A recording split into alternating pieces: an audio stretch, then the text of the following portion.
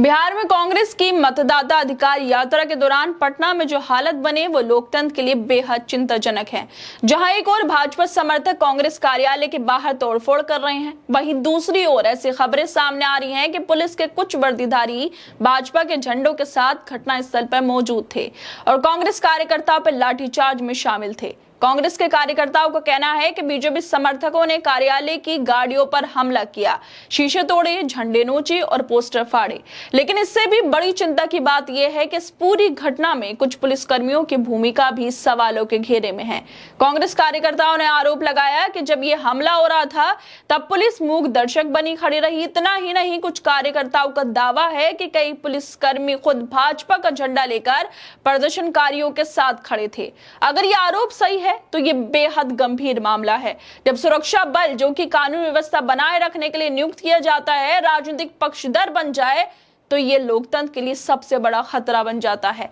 ये घटनाएं इस बात की तरफ इशारा करती हैं कि बिहार में प्रशासनिक व्यवस्था पूरी तरह से निष्पक्ष नहीं रह गई। ये सवाल उठता है कि क्या नीतीश कुमार की सरकार भाजपा के दबाव में काम कर रही है और नीतीश कुमार के दबाव में काम कर रही है वहां की पुलिस? क्या प्रशासन को ये आदेश दिए गए थे कि विपक्ष की आवाज को दबाया जाए?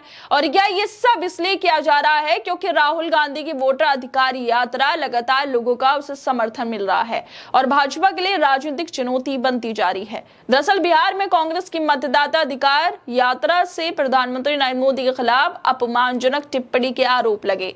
इस घटना का विरोध थम नहीं रहा है। पटना में कांग्रेस कार्यालय के सामने भाजपा कार्यकर्ताओं ने खुलेआम गुंडागर्दी की। भाजपा के कार्यकर्ताओं ने कई गाड़ियों पर जमकर तोड़फोड़ की, वोटर अधिकार यात्रा के पोस्टर फाड़ डाले। इन लोगों ने कांग्रेस के झंडे को भी नोचकर फेंक दिया, जिससे तनाव बढ़ गया। पुलिस मौके पर पहुंच के मामले को रोकने की कोशिश भी करती रही, लेकिन इस घटना के बीच अब खबर ये आ रही है कि बीजेपी के कार्यकर्ताओं के साथ पुलिस वाले भी शामिल थे, जो खुद भाजपा का झंडा लेकर कांग्रेस कार्यालय में घुस गए, तोड़फोड़ करने लगे। अब सवाल यही उठता है कि बिहार में किसका शासन है? क्या कानून का शासन है या राजनीतिक रस्साकशी से अब तय होने वाला है कि कौन किसका है और किस पर लाठियां मारी जानी चाहिए? बिहार की जो पुलिस है वो सीधे तौर पर अमित शाह के अंडर आती है, क्योंकि वहां पर सरकार बीजेपी वालों की है, एनडीए गठबंधन की है, नीतीश और बीजेपी के साथ मिलकर वहां सरकार है, तो पुलिस भी अमित शाह के अंडर ही आएगी, बीजेपी के अंडर ही आएगी। ऐसे में सवाल ये उठता है कि सीधे तौर पर ये जो कांग्रेस कार्यकर्ता आरोप लगा रहे हैं, पुलिस वालों को आदेश मिला था कि कांग्रेस कार्यकर्ताओं पर मारपीट की जाए, बीजेपी के झंडे उठाए जाए। बेहद चिंताजनक है ये सवाल कि आखिरकार कैसे पुलिस वाले बीजेपी का झंडा उठा सकते हैं।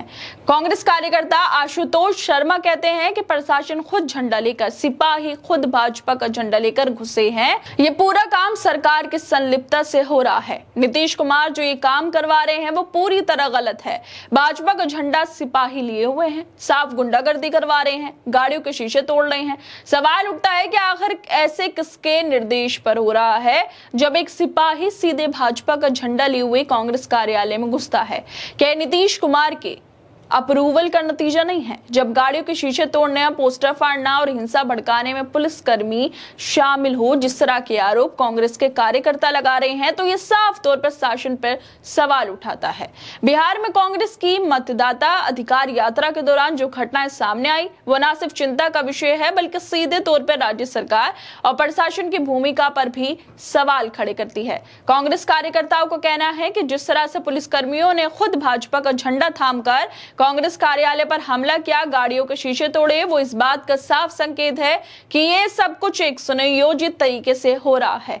आरोप है कि ये सिर्फ भाजपा कार्यकर्ताओं की कार्रवाई नहीं थी, बल्कि इसमें सरकार की सीधी संलिप्तता थी और पुलिस ने सत्ता के दबाव में आकर कार्रवाई की। जिस सिपाही का काम कानून व्यवस्था बनाए रखना होता है, वो जब खुद राजनीतिक पार्टी का झंडा लेकर हिंसा करता है या फिर ऐसे तोड़फोड़ करता है तो ये बेहद गंभीर हो जाता है। जैसे कि कांग्रेस कार्यकर्ता ने कहा, क्या वो अपने संवैधानिक दायित्व को निभा रहा था उस वक्त या फिर विपक्ष को दबाने की कोशिश कर रहा था? कांग्रेस कार्यकर्ता आशुतोष शर्मा जैसे लोगों ने खुलकर आरोप लगाए हैं कि ये सब नीतीश कुमार की सरकार के संरक्षण में हो रहा है। और अगर वाकई पुलिसकर्मी भाजपा कार्यकर्ताओं के साथ मिलकर कांग्रेस कार्यालय पर हमला करते हैं तो ये कानून का सरासर उल्लंघन है और लोकतंत्र का अपमान भी। आखिर पुलिस किसके इशारे पर विपक्षी पार्टियों की आवाज दबाने के लिए ये सब काम कर रही थी? क्या बिहार में अब लोकतंत्र सिर्फ सत्ता पक्ष की सुविधा तक सीमित रह गया?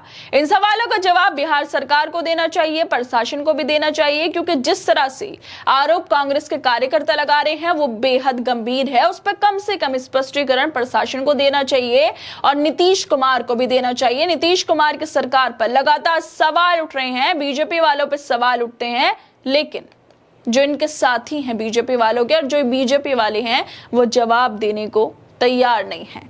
बार बार सवाल उठते हैं, चाहे वो केंद्र की मोदी सरकार हो या बिहार की सरकार हो, बार बार सवाल उठते हैं, लेकिन जवाब कहीं से जनता को मिलता नहीं है। और अब ये भी घटना सामने आ गई, ऐसे आरोप लगने लगे प्रशासन पर कि वो बीजेपी के साथ थे और झंडा लेकर कार्यालय में घुस रहे थे, जो बेहद चिंता की बात है। इस पर जांच होनी चाहिए और पुलिस वालों को भी, प्रशासन को भी इस पर स्पष्टीकरण देना चाहिए कि ऐसा वाकई था या नहीं था। खैर दोस्तों, आप लोगों को क्या लगता है इस वीडियो को लेकर? हमें अपनी राय जरूर दें और बाकी तमाम खबरों को देखने के लिए जुड़े रहिए हमारे साथ।